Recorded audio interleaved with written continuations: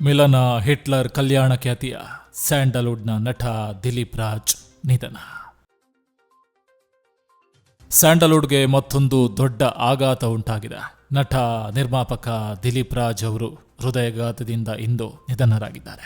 47ನೇ ವಯಸ್ಸಿನ ದಿಲೀಪ್ ರಾಜ್ ಅವರಿಗೆ ಇಂದು ಬುಧವಾರ ಬೆಳಗ್ಗೆ ಹೃದಯಘಾತ ಸಂಭವಿಸಿತ್ತು. ಆಸ್ಪತ್ರೆಗೆ ಕರೆದೊಯ್ಯಲಾಯಿತು. ಆದರೆ ಚಿಕಿತ್ಸೆ ಫಲಕಾರಿಯಾಗದೆ ಅವರು ಮೃತಪಟ್ಟಿದ್ದಾರೆ.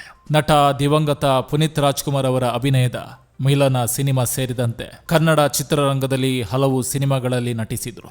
ಹಿಟ್ಲರ್ ಕಲ್ಯಾಣ ಧಾರಾವಾಹಿ ಮೂಲಕ ಕಮ್ಬ್ಯಾಕ್ ಮಾಡಿದ ನಟ ಮನೆ ಮಾತಾಗಿದ್ರು.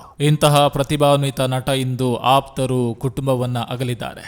ಕಿರುತೆರೆಯಿಂದಲೇ ಬೆಳ್ಳಿತೆರೆಗೆ ಬಂದಿದ್ದವರು ಕೆಲವು ಸಿನಿಮಾಗಳ ಬಳಿಕ ಮತ್ತೆ ಕಿರುತೆರೆಯಲ್ಲಿ ಕಾಣಿಸಿಕೊಂಡಿದ್ರು.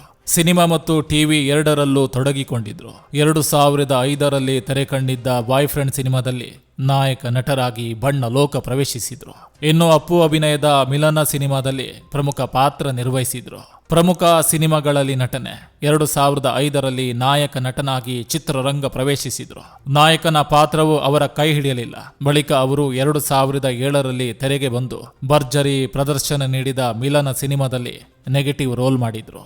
ಇದರೊಂದಿಗೆ ಕನ್ನಡದ ಕ್ಷಣ ಕ್ಷಣ, ಇತ್ತೀಚೆಗೆ ತೆರೆ ಕಂಡಂತ ಲವ್ ಮಾಕ್ಟೇಲ್ 3 ಸೇರಿ ಕೆಲವು ಸಿನಿಮಾಗಳಲ್ಲಿ ನಾಯಕ ನಟನ ಸ್ನೇಹಿತನಾಗಿ ಪೋಷಕ ಪಾತ್ರಗಳಲ್ಲಿ ದಿಲೀಪ್ ರಾಜ್ ನಟಿಸಿದ್ದಾರೆ.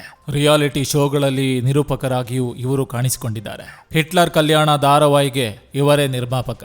ಕನ್ನಡದ ರಥಸಪ್ತಮಿ ಧಾರಾವಾಹಿಯೊಂದಿಗೆ ಕಿರುತೆರೆಗೆ ಮರಳಿದ್ದ ದಿಲೀಪ್ ರಾಜ್ ಜೀ ಕನ್ನಡ ವಾಹಿನಿಯಲ್ಲಿ ಪ್ರಸಾರವಾಗುತ್ತಿರುವ ಹಿಟ್ಲರ್ ಕಲ್ಯಾಣ ಧಾರಾವಾಹಿಯಲ್ಲಿ ನಟಿಸಿದ್ರು. ವಿಶೇಷ ಅಂದ್ರೆ ಆ ಧಾರಾವಾಹಿಯ ನಿರ್ಮಾಪಕರು ಕೂಡ ಅವರೇ ಆಗಿದ್ರು. ಅದರಲ್ಲಿ ಅವರ ಪಾತ್ರಕ್ಕೆ ವ್ಯಾಪಕ ಮೆಚ್ಚುಗೆ ವ್ಯಕ್ತವಾಗಿತ್ತು.